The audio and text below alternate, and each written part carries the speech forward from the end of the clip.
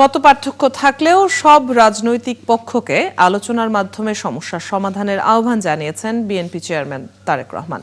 তিনি বলেন, ৫ আগস্টের ঘটনা রাজনীতিকে নতুনভাবে ভাবতে বাধ্য করেছে। গণমাধ্যমের সম্পাদক ও সিনিয়র সাংবাদিকদের সঙ্গে শুভেচ্ছা বিনিময় অনুষ্ঠানে একথা বলেন তিনি। এ সময় সাংবাদিকদের গঠনমূলক সমালোচনার আহ্বানও জানান বিএনপি চেয়ারপারসন। শফিকুল হকের প্রতিবেদন। চেয়ারম্যানের দায়িত্ব গ্রহণের পরদিনই তারেক রহমান বসলেন গণমাধ্যমের সম্পাদক ও সিনিয়র সাংবাদিকদের সঙ্গে। বনানীর একটি হোটেলে অনুষ্ঠানে এসে উপস্থিত সব সাংবাদিকের সঙ্গে কুশল বিনিময় করেন তিনি।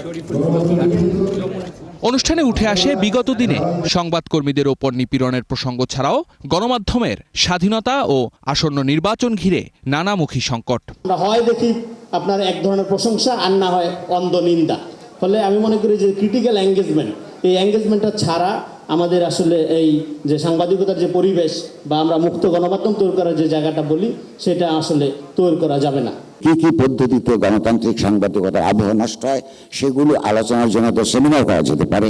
আমি শুধু এইটুকু শুভেচ্ছা জানিয়ে রাখবো যে এইটা আপনারা যেন সেই পরিস্থিতি তৈরি করতে পারেন। আজকে বাংলাদেশ অস্তিত্ব সংকটে যেভাবে পড়ে যাচ্ছে, সেই সংকট থেকে যে উগ্রবাদ আমাদেরকে গ্রাস করার চেষ্টা করছে, সেই উগ্রবাদ থেকে দেশকে মুক্ত করতে হইলে তারেক রহমান ছাড়া এই মুহূর্তে আর কোনো বিকল্প নেই।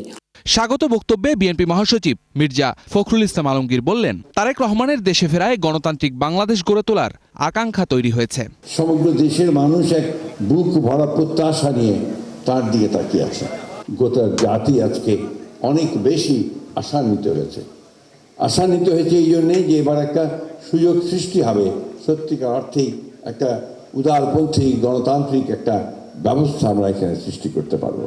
আর বিএনপি চেয়ারম্যানের দায়িত্ব নেওয়ার পর প্রথম বক্তব্যে তারেক রহমান বলেন, বর্তমান বাস্তবতায় ৫ আগস্টের আগে ফিরে তাকানোর সুযোগ নেই। হিংসা, প্রতিশোধ, প্রতিহিংসা একটি মানুষ, একটি দল বা যেভাবে আমরা বিবেচনা করি তার পরিণতি কি হতে পারে আমরা দেখেছি ৫ই আগস্ট।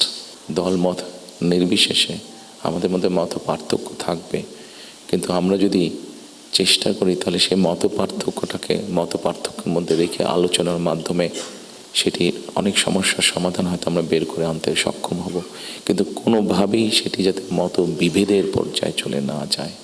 যে কোনো মূল্যে দেশে গণতান্ত্রিক ধারা অব্যাহত রাখা ও জবাবদিহিতা নিশ্চিতের ওপর জোর দেন তারেক রহমান। তুলে ধরেন আগামীর বাংলাদেশ নিয়ে পরিকল্পনার কিছু অংশ। নতুন প্রজন্ম একটি গাইডেন্স চাইছে, নতুন প্রজন্ম একটি আশা দেখতে চাইছে।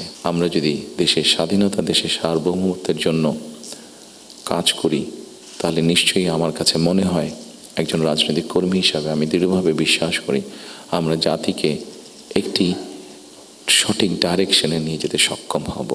দেশ পুনর্গঠনে গণমাধ্যম কর্মীদের কাছ থেকে দায়িত্বশীল ভূমিকা ও পরামর্শ প্রত্যাশা করেন বিএনপি চেয়ারম্যান।